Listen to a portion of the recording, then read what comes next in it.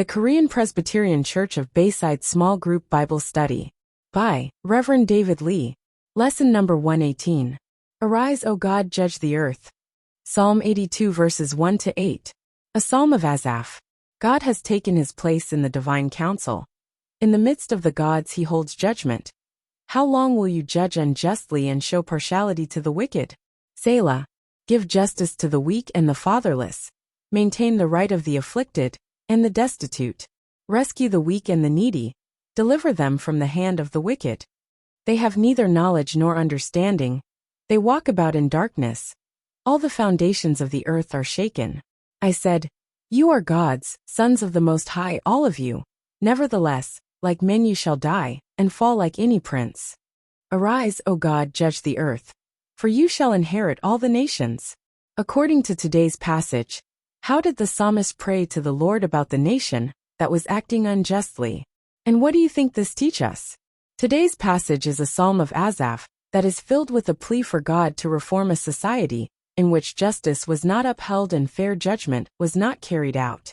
In every country, there are rich, powerful people who exploit and oppress the vulnerable.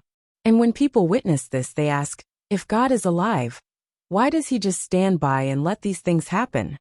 Especially those who personally experience injustices cry out like this. However, verse 1 states, God has taken his place in the divine council. In the midst of the gods he holds judgment. This does not imply that there are other gods. But in ancient Israelite society, it was believed that all rulers in politics acted as God's representatives. In other words, they believed that even when a person passes judgment on others, it was understood that it was God who judged in that way. Of course, this passage does not mean that God is an unfair judge, but rather, it is saying that even when people judge unfairly, God will ultimately restore justice for us.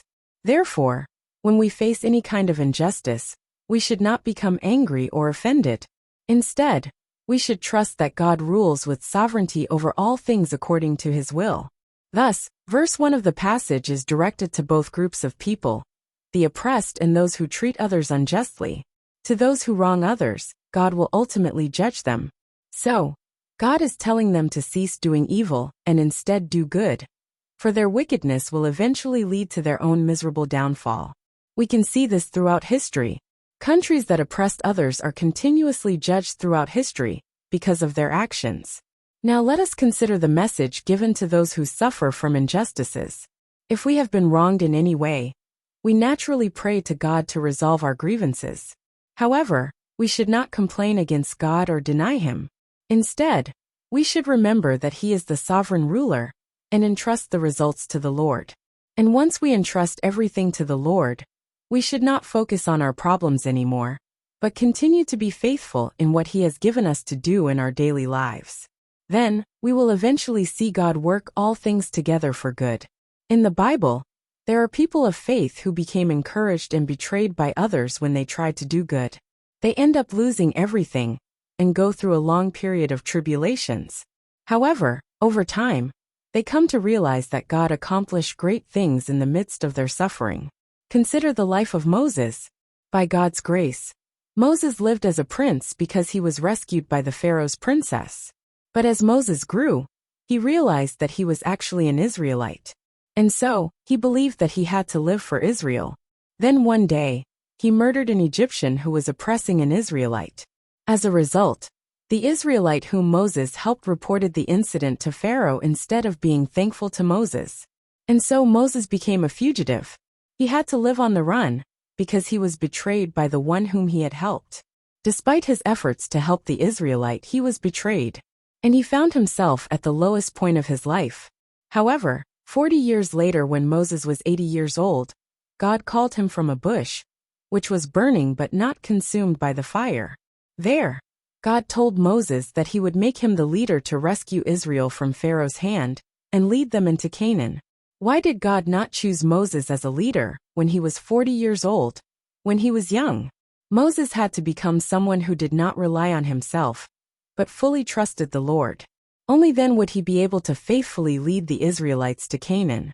The false accusation he faced by the person he tried to help was definitely unfair. However, that happened not because of God's inability or negligence.